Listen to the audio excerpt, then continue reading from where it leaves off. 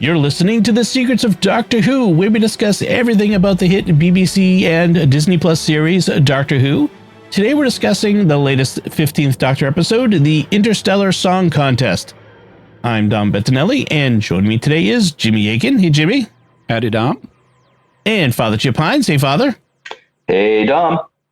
Folks, remember to like The Secrets of Doctor Who on our Facebook page, facebook.com/Secrets of Doctor Who. You can retweet us on X, where we're at SQPN, and leave us comments wherever you find us. We love to get your feedback and share it. And in fact, we do have some listener feedback on our most recent episode that we'll share at the end of this episode.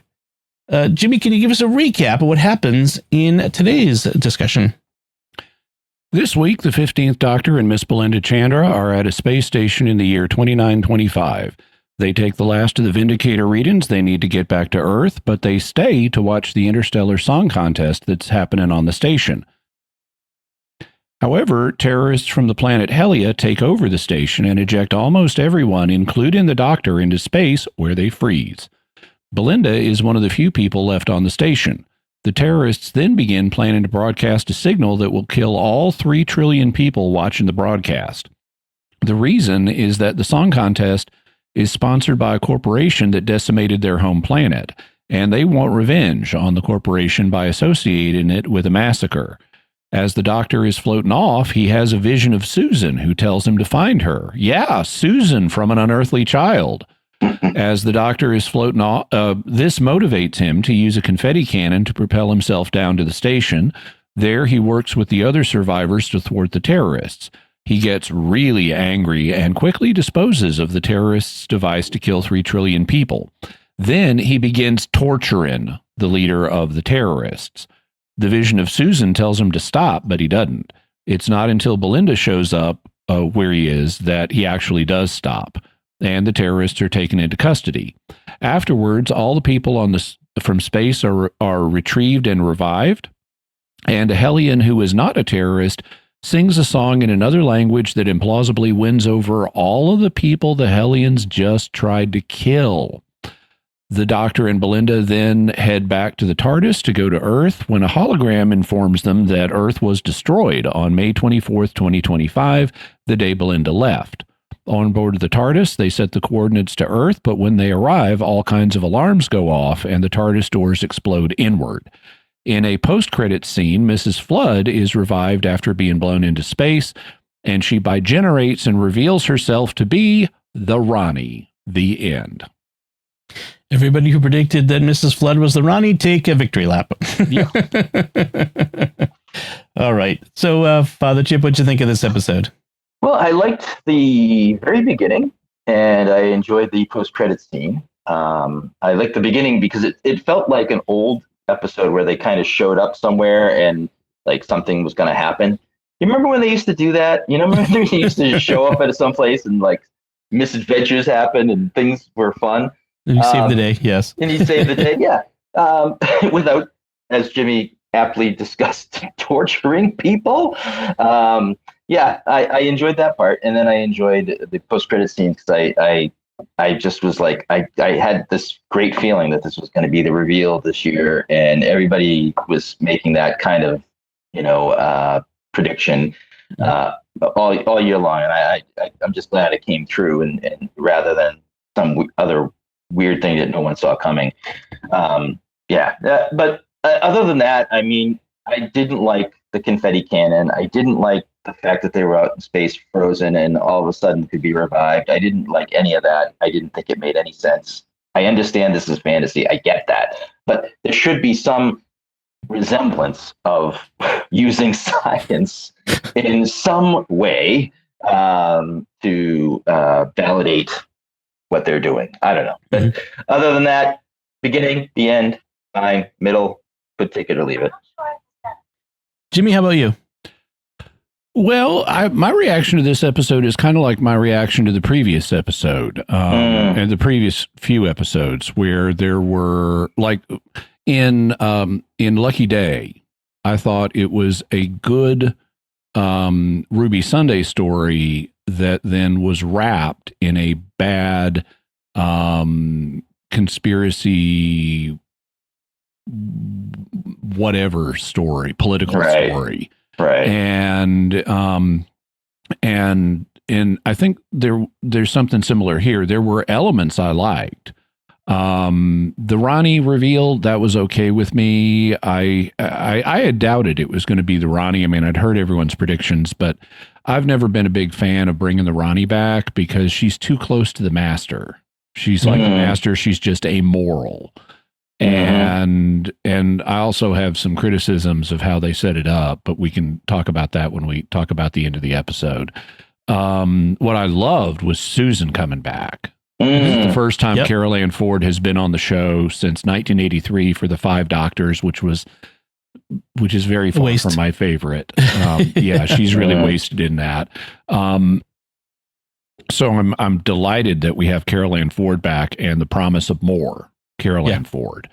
If they don't bring her fully back and get her on screen, not just in a telepathic projection by the end of the season, I will be unhappy. But at least we've had her back now in a more meaningful way. So I was delighted. I did not know that was coming. I was, yay, Susan is here. So that was awesome. Yeah. There were aspects of talking about the song contest elements of the show. You know, that's not something that we really have. It's based on the Eurovision Song Contest. Right. And I'm aware of the Eurovision Song Contest. I've never watched it. I've seen little clips from it. And so a lot of that, I'm sure there's a lot here that I'm missing and that doesn't resonate for me because I'm an American and this isn't part of our cultural experience. But I didn't hold that against the show. I'm aware of it, so it is a cultural touch point for me, even if I've never seen the whole thing. I did not know that Ryland Clark is apparently the host of it. Yeah. But I could still feel enough of what the characters are feeling to appreciate what was happening. You know, you've got Ryland Clark coming out of cryogenic suspension, which is a great way to explain why he's in the year 2925. We instantly learn about him, like he's apparently got amazing teeth and stuff. And then when the Doctor and Belinda show up, they take the Vindicator reading, and then Belinda sees where they're at, and in unison, the Doctor and Belinda say, "Oh, we are so staying." And I know enough about the Eurovision Song Contest to appreciate that. It's like, oh, for Belinda, it's like, I know she wants to get home, but okay, we can take a little bit of time for this. And I get that sense of excitement, and I like that. But then there are the flaws in this. And I'll be blunt about it. Almost every stinking character in this thing is gay. And it just is, especially all of the people who are involved in helping. It's not every single, but there are an anomalously large number of gay people in this, and they make a point out of that, and it's just improbable that this number of gay people would show up all at the same time and play these crucial roles, and they're written badly. So like by the end of it, you have this gay, I guess, married couple or boyfriend couple or something. Each one of them, and I don't have any problem with the characters themselves. It's the way they're being written and the way they're being used to further a social agenda. But they're both saying to the Doctor, "I would do anything for you." And it's like, okay, that's just weird and creepy. Change it to women and Matt Smith. It would be weird. Yeah, it would be weird and creepy, and it is weird and creepy. So this is bad writing. Yeah. It's also a version of Mary Sue writing, where a Mary Sue is a character that just like is implausibly the center of everything and incredibly skilled and good and so forth, and everyone worships the Mary Sue character and is not one of the main characters. Yeah, except here, that's why I said a version of Mary Sue writing, because the Doctor is kind of a Mary Sue character, but when you need to not point that out in the show. You need to not have people literally worshiping the doctor on whatever emotional level that's happening. Right. That's why characters like Belinda, who give the doctor pushback, are so much better.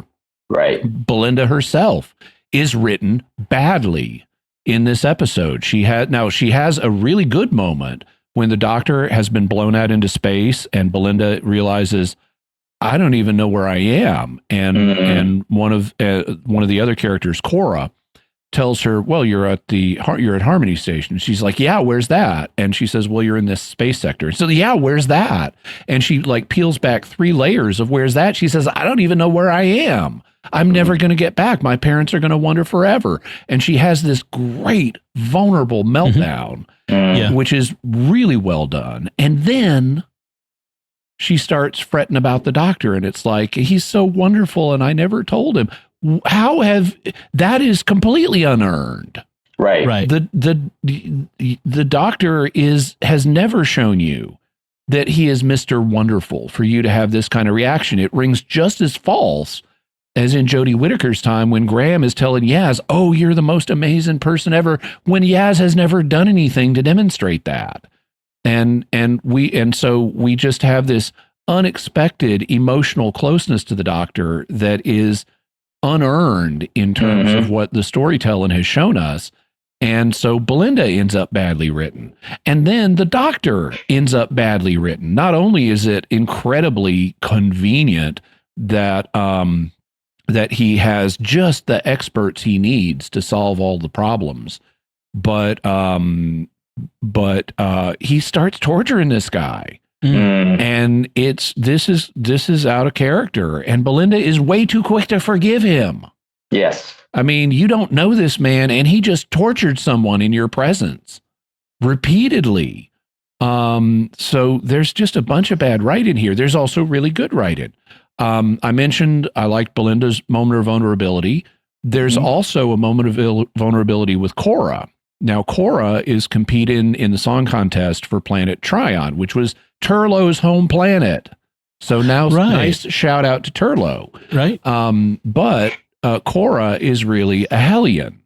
And she doesn't look like a Hellion because she's got this enormous pile of hair on the top of her head, but she's also cut off her horns.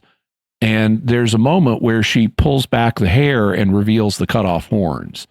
And as soon as that happens, now I had spotted the fact that she was a Hellion earlier because they had this conversation with another guy named Lynn who was explaining who the Hellions were to Belinda. And he said, you know, they're like this creepy race. They practice witchcraft and they're really sinister and stuff like that. And at that point, Cora says, people think that about all kinds of races they're not part of. And at that moment I said, okay, Cora's a Hellion. Right. But then she reveals it. And as soon as she reveals it to Belinda and Lynn has an instant negative reaction to her. It's clear he really is prejudiced against Hellions. But what I like about this is the casting. Both Cora and Lynn are black. And so this shows that racism which is what, if you're opposed to a race like the Hellions, just because of who they are, that's racism. And this is nice because it shows racism is a human weakness that people of any race can have. And that is much more sophisticated than the simplistic handling of this issue than we normally get. In fact, it resonates with the African experience because in Africa, there are many cultures that are tribal. And a tribe or a people is where the term race originally comes from. It originally had nothing. That's why people would, if you go back in history, they'll talk about the English race and the French race and the Irish race. Well, okay, they have all these tribes in Africa and they have intertribal hostilities, just like we had Native American tribes here in the United States, and they have intertribal hostilities. You know, not everybody likes the Navajo. Not everybody likes the Apaches. Well, the same thing is true of African tribes. There's intertribal racism in Africa. And so I just thought that was this aspect of the show was very nicely handled and above what we normally get on this subject. So good elements mixed with bad elements. So for me, again, I agree like with you on the Eurovision aspect. I know about it. I don't know anything really, details. I don't watch it. I don't watch song contests in general anyway, American Idol and that sort of thing. It's not my cup of tea. Apparently this aired on the night of the final from the actual Eurovision Song Contest. It felt like a promo. It felt like this was written in a way so as to include a lot of details that fans of the Eurovision Song Contest would get. And so what happened then for me is all of that sweeps away and all we're left with is the actual story, which in itself I found uninteresting and predictable. There's an uninteresting villain. I found Kid to be, Hellion to be uninteresting. The plot was a paint by numbers plot. I just didn't, it was boom, boom, boom, entirely predictable the entire way through. It also really had a really rushed ending before the doctor tortures Kid.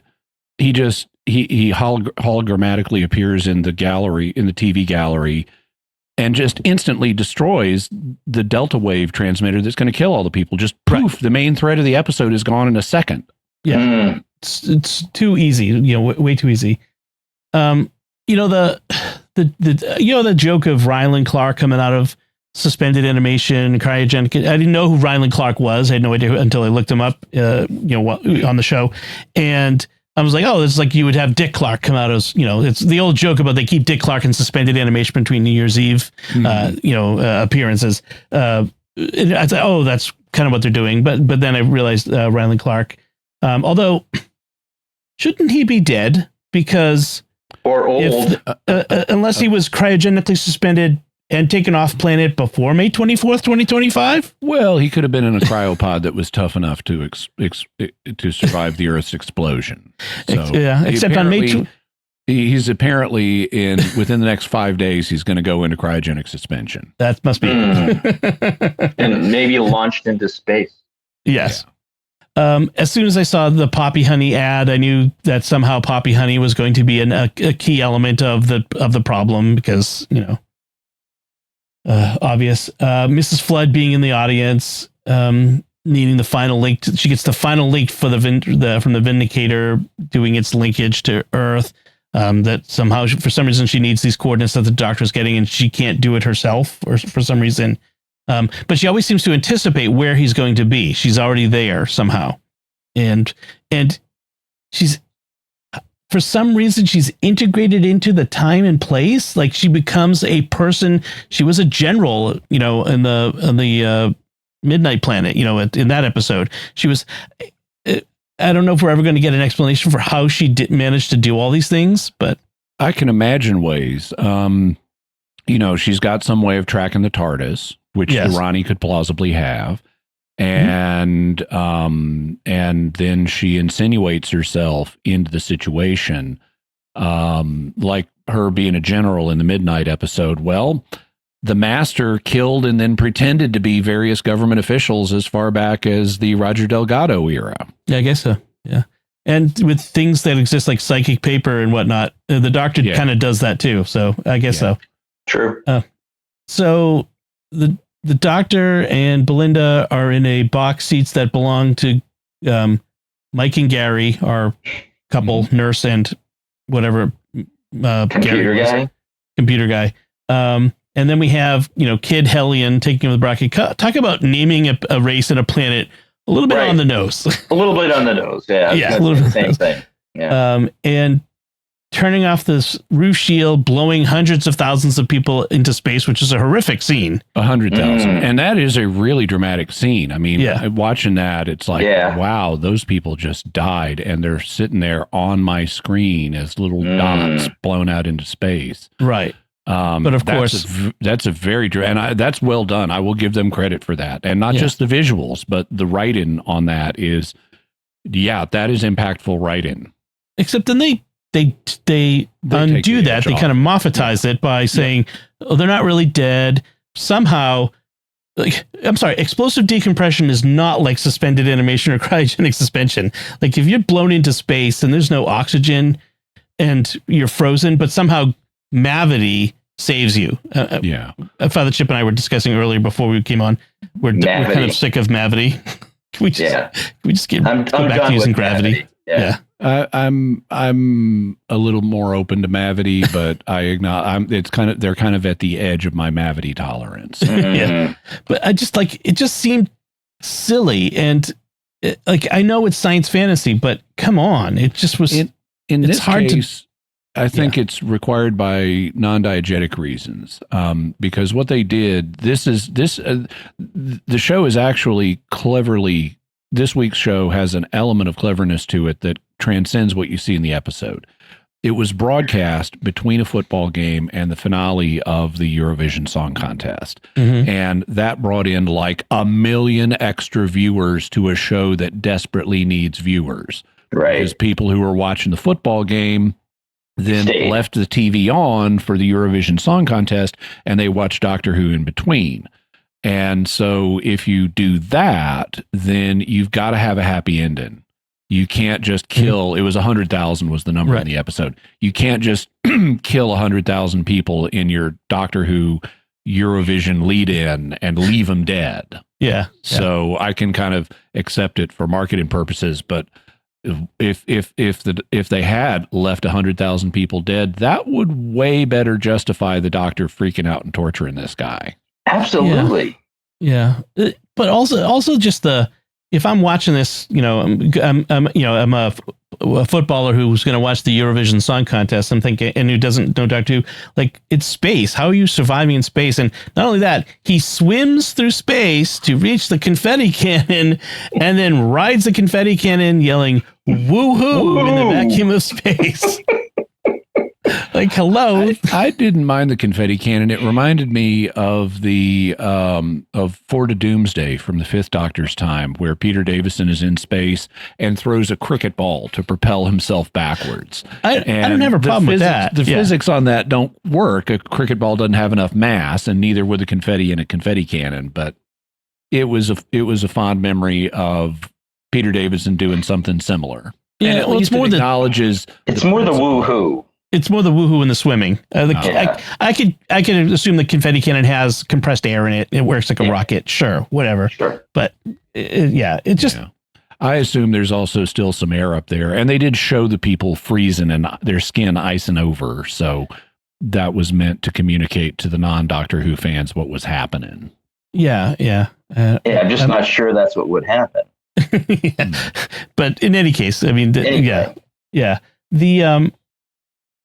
and you mentioned the Belinda's reactions. I agree. I liked her panic attack. That's how I would feel. If I were dropped in the middle of, Africa and I didn't know where in Africa I was, I would panic just because I don't know where I am. I don't know how I'm going to get home. How am I going to survive?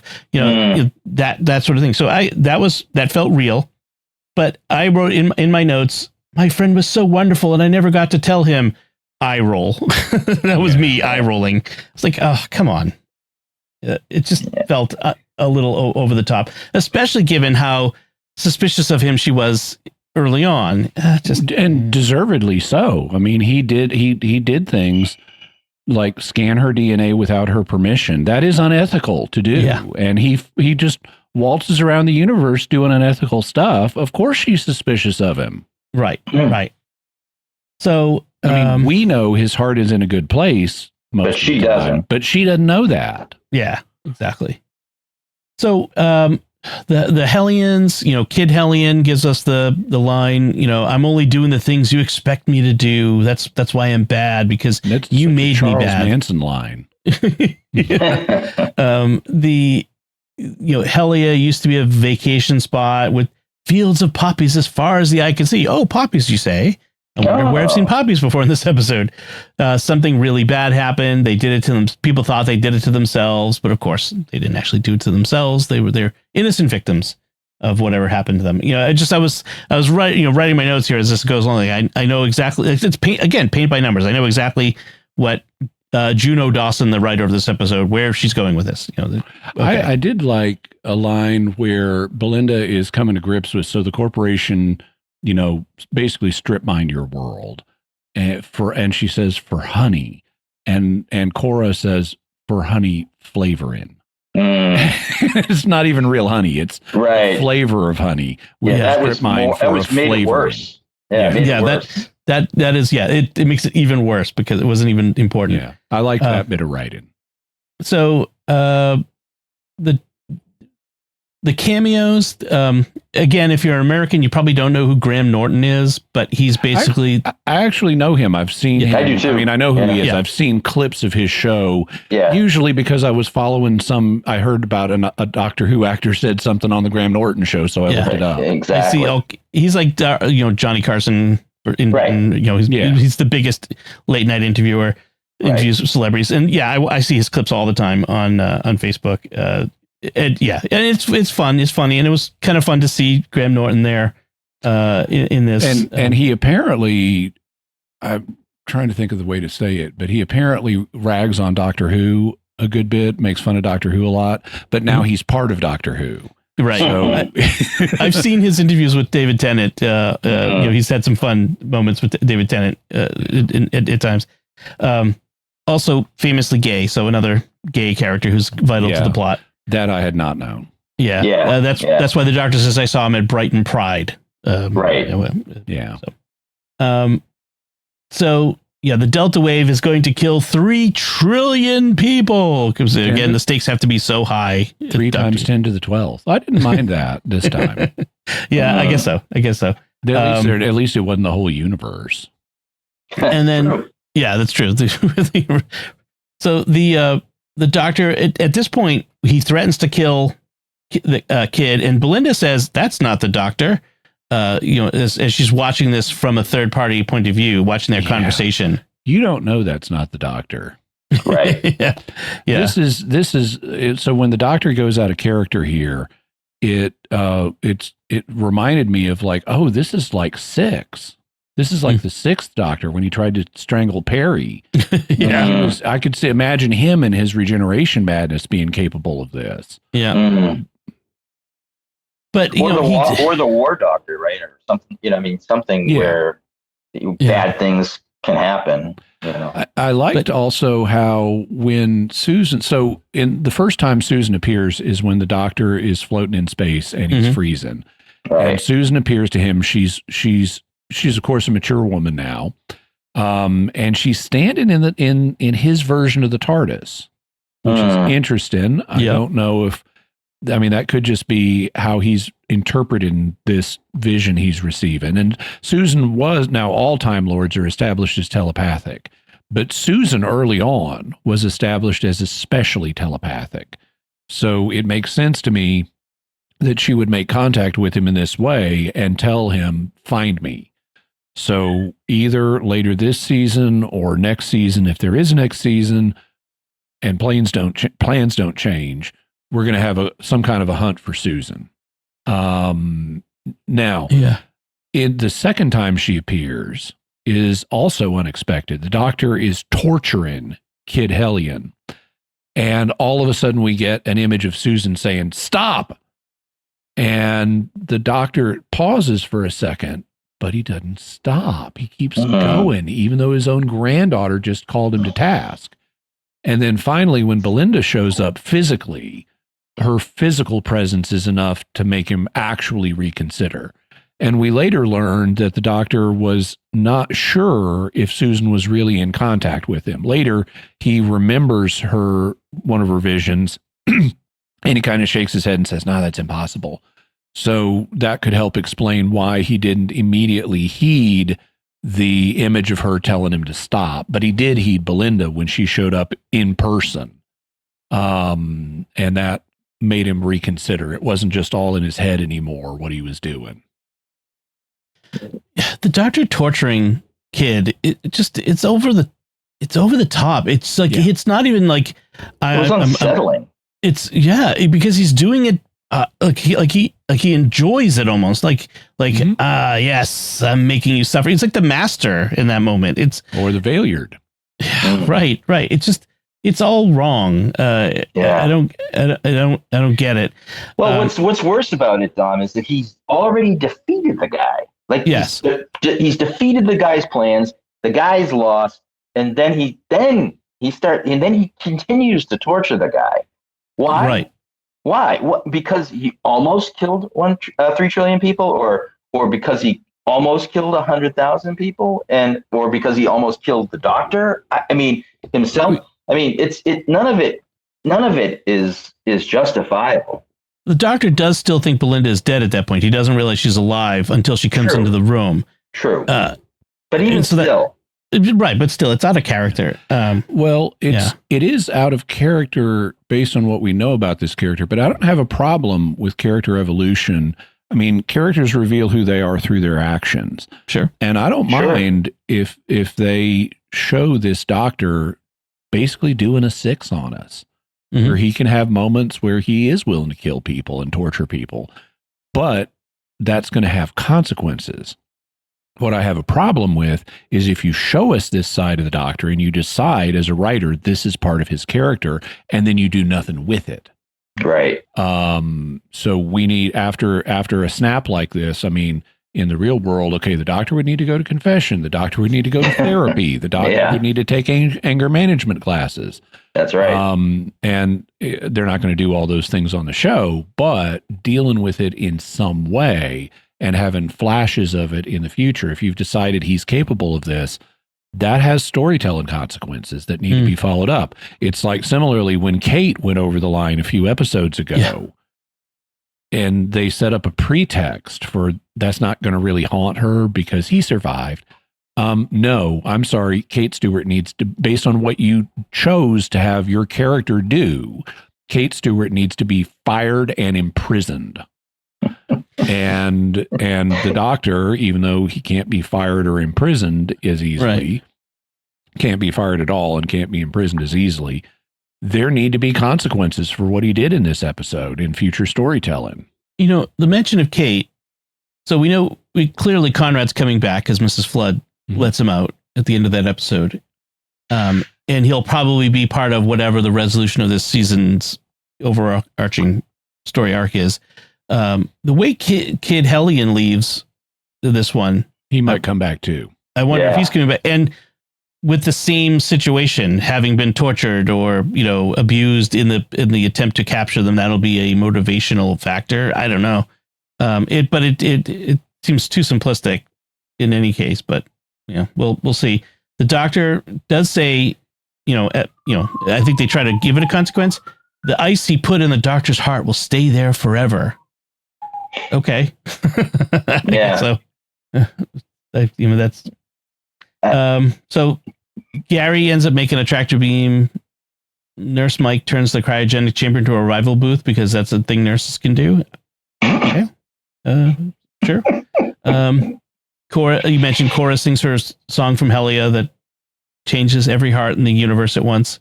Even though you can't understand the words because the TARDIS translation circuit is not working at this moment. Right. But we do get the doctor to cry, and that's what's important. That's right. I don't mind that. I mean, it's a little weird that they'd sing a song at this moment, but they've just been through a traumatic experience, all being blown out into space and then revived and what. But so I can kind of give them the singing the song. But the reaction where you have this, so she's just revealed she's a Hellion. She's just sung this song. We, the audience, have seen pictures of her home planet burning and the poppies on her home planet burning. But the audience has not seen that.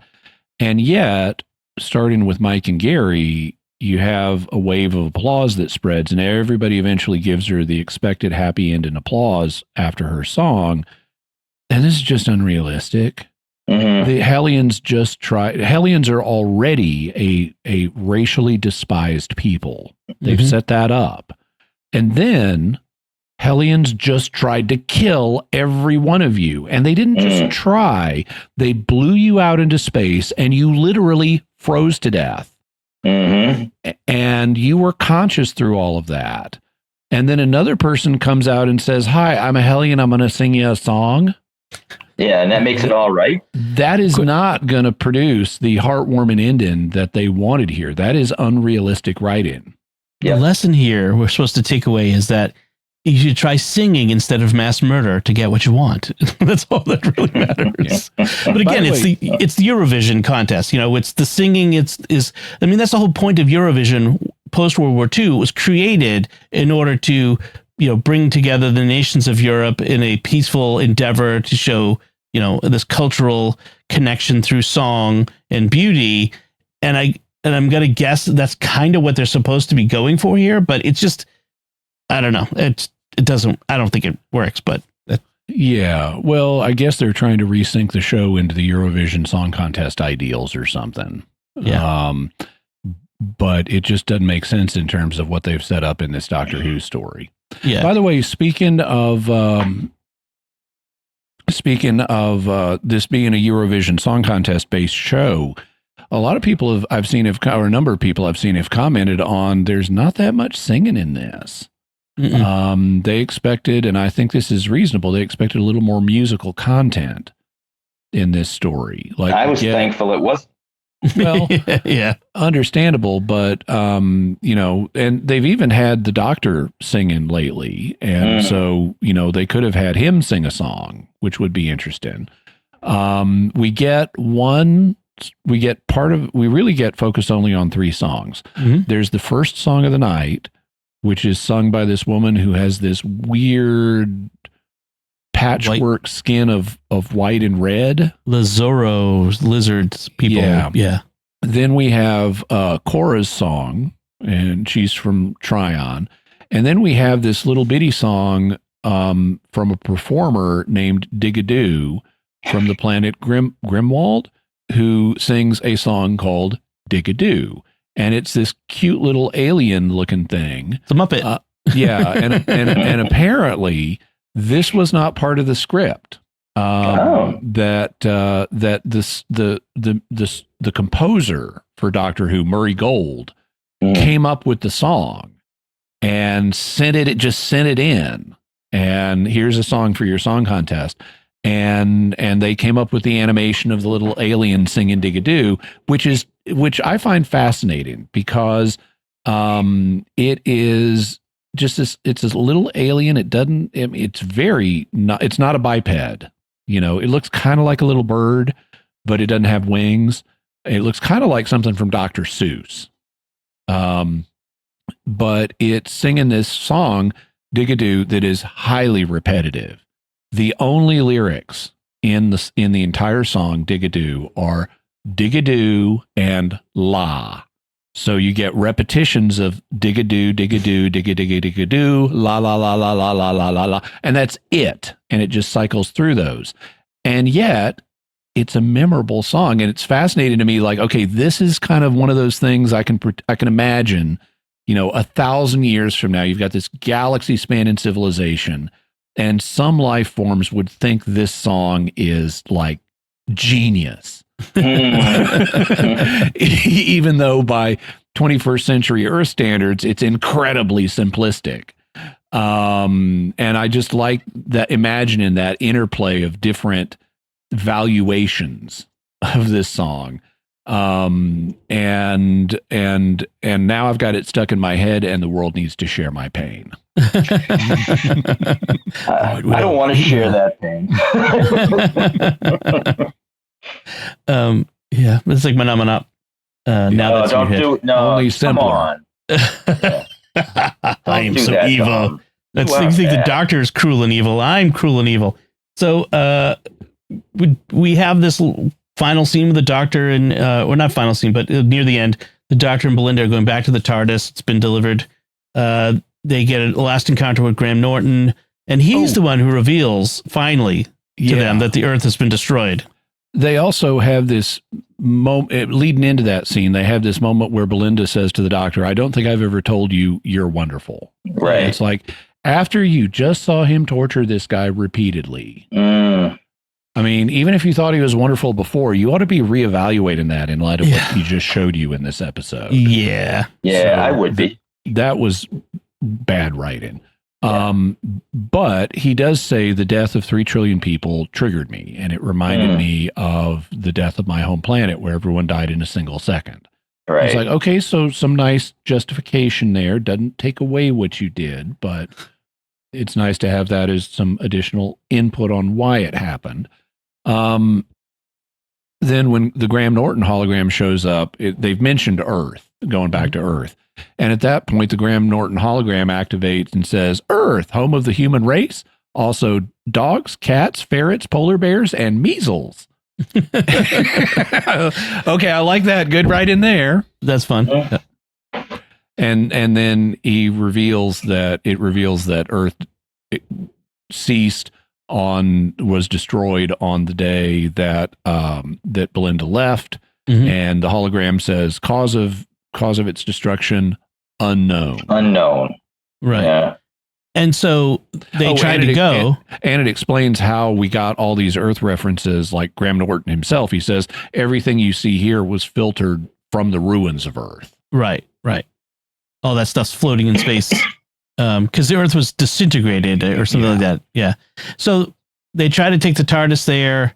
We get the cloister bell and the red alert, and then explodes. The doors explode inward. And that's where we end the episode, except for the one additional scene. Go to credits. And then go to credits. And then... Yeah, that was weird. And hopefully nobody stopped the show at that point, because we get a mid-credit scene of the revival of Mrs. Flood, and then the bi-generation. And so now the Rani says, she's a Rani. I'm the Rani. Rani, yeah. The definite article, so to speak. Yes. The line from the doctor. Yeah.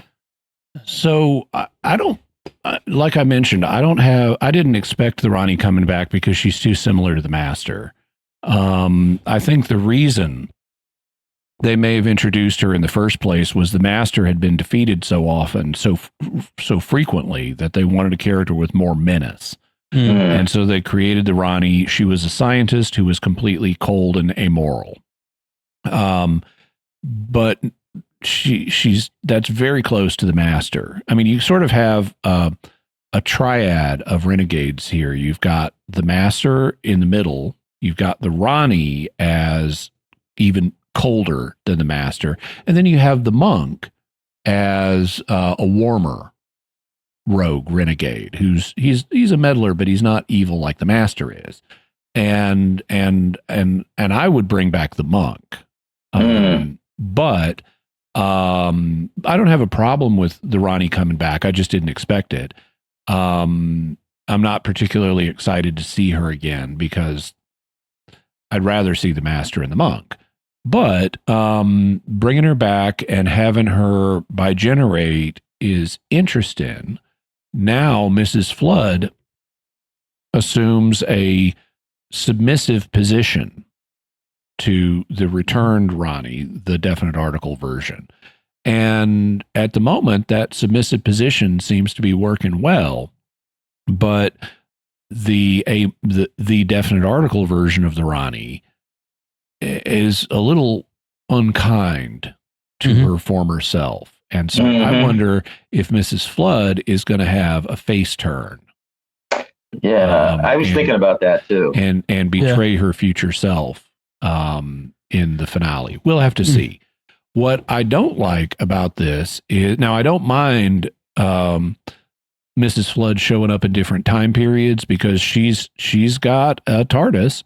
And I don't mind her taking on roles like, I can imagine she kills the general and takes the general's place. She kills the prison governor and takes the prison governor's place. All that's fine, but why is she breaking the fourth wall and monologuing to the camera? And Mrs. Flood does not come across as an amoral scientist. She comes across as a sort of ditzy, threatening meddler. Yeah, not who breaks the fourth wall. I expect something weirder than the Rani to explain Mrs. Flood.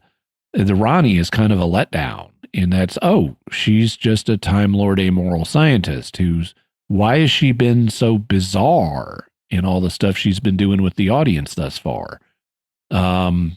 So I think there's a bit of a mismatch there, but I guess Time Lord personalities change between regenerations. And so, I guess I can give some leeway, but the fourth wall breaking is a little weird.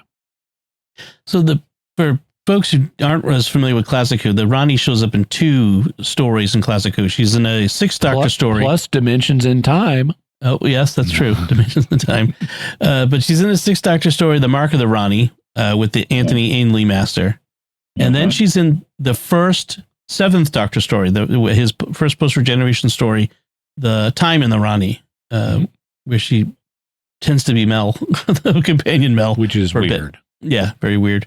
So she doesn't have a lot of history with the Doctor per se. A lot that we can look back on and say, oh, yeah, well, that could be good. That could be good. I mean, if they, in the hands of better writers, it would be, a possibility that you could get a good story out of this. I'm not sure that we're going to get that. Hopefully we will. What I found interesting was that, of course, Rani is, you can make, an anagram for rain, and Mrs. Flood obviously is. And I was thinking about that, and I was like, aha. So all along there was a possibility it could be the Rani because of this weird, coincidence of make it rain. It rain. Yeah. Yeah. You could also make it Iran, which would be a whole nother. That would be a different story. Yeah. Take a nuclear weapon. I don't know. So we've got 2 episodes left, Wish World and The Reality War. And I wonder, I haven't seen any previews or anything like that, but I wonder if we're going to have, it's going to take 2 episodes to resolve everything, or we'll resolve the Rani in 1 episode and maybe do the rescue of Susan in the last episode. I'm kind of curious how they're going to handle it. See. Yeah, we'll have to see. But they apparently are releasing both of the final episodes as a movie in the movie theaters. In Britain, on the 24th. Then apparently, then it'll be 2 episodes to finish off this arc of things, I guess. Then, and which is a 2-season arc, essentially. Yeah, and they may, for all I know, release both episodes same day on TV and Disney Plus. Yeah, I mean they according to what I've seen so far, they're not, but maybe they will if they're going to do it in the theaters the same day. That's potential spoilers for everyone. So we'll have to see what happens with that. Any other thoughts on this one, Father Chip? Well, I am kind of interested to see where they go with the Rani. I think the actress that they've hired to play the Rani, Archie Punjabi, is a pretty good actress. And so she could be she could be really good in these 2 episodes if that's in fact what they do. So I'm kind of excited about that. We'll see. I mean, sometimes they take good actors and put them in terrible scripts, and it's not their fault, So I would like to see her, chomp some scenery. Other than that, I mean, like I said at the beginning, I mean, I like the beginning. I like the end, the post-credit scene. I disliked a lot of other stuff that went on in between. I don't know. It's 15th season. It's number 15 Doctor Who. We'll see where it goes. Yeah, right. Jimmy, how about you? Any other thoughts on this one? Nope. All right. So I did promise some feedback. And this feedback comes from our last episode on the story in the engine. And from YouTube, Flying Car 100 writes, if they were going to bring back a companion, they should do the nice Doctor companion, Adam Mitchell, since we aren't really supposed to like that character. I think we were discussing companions that would get brought back and bad things happen to. So that Adam Mitchell would be a good candidate. He's a lot like Conrad, in fact. Yeah, I would be inclined to introduce a new companion we've never seen before, so we can build some sympathy with them and sympathize with how bad things have gone for them. In Adam's case, I mean, I don't mind him returning to the show, but in Adam's case, we knew bad things were going to happen to him from the time he departed, and he was not a sympathetic character. And I'd like to explore someone we do sympathize with for whom things go badly. Yeah. Yeah. Let's see. Lucy R7M6B on YouTube writes, I liked several pieces of this episode, but I did not enjoy the whole. Correct me if I'm misremembering, but the barber never did anything to be threatening. We saw the others were afraid of him, and he tried to be menacing in the background, but he doesn't do anything like force the doctor into the chair or threaten to toss one of them into the web and say, I can find others to replace you. This really came to mind after Abby betrays him. He's just a man, maybe with some bestowed powers, but as many things in this episode, that's unclear. She's a god. Why can't she overpower him? Why was he permitted to enter the brain room after the doctor? Why didn't Abby force the door open the moment she changed loyalties? All good questions. Good questions that the writers should have asked themselves as they were writing an episode. But, in a way, she's right. Like, he forced them to tell stories. Or, I mean, the bad thing he did was not let them go.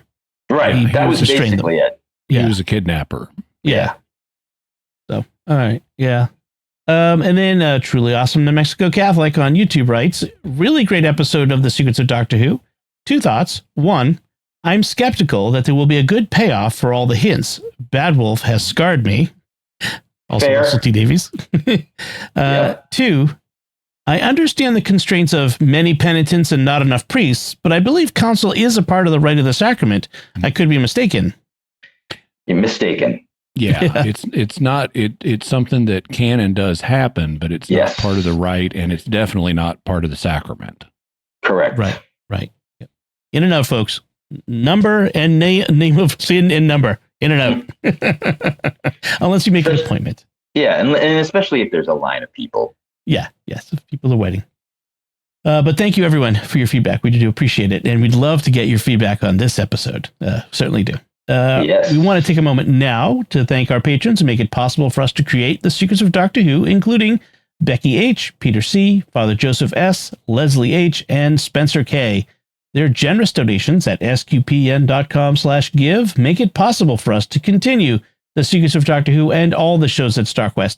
And you can join them by visiting sqpn.com/give. So that's it from us. Like I said, we want to hear what you think of the Interstellar Song Contest. Let us know by commenting on the show at sqpn.com, the Secrets of Doctor Who Facebook page, send us an email to doctorwho@sqpn.com, or visit the StarQuest Discord community at sqpn.com/discord. You can also watch The Secrets of Doctor Who on our YouTube channel at youtube.com/StarQuestMedia. We'll be back next time when we'll be discussing Wish World. Until then, Jimmy Akin, thank you for joining me and sharing The Secrets of Doctor Who. Thanks, Don. And once again, and Father Jim, sorry. Your chop liver. Father Jim Hines, thanks for joining us as well. Thanks, Dom. Sorry, I was getting ahead of myself. And once again, I am Don Bettinelli. Thank you for listening to The Secrets of Doctor Who on StarQuest. And remember, my big feet. I don't remember what that was from, but I thought it was funny at the time.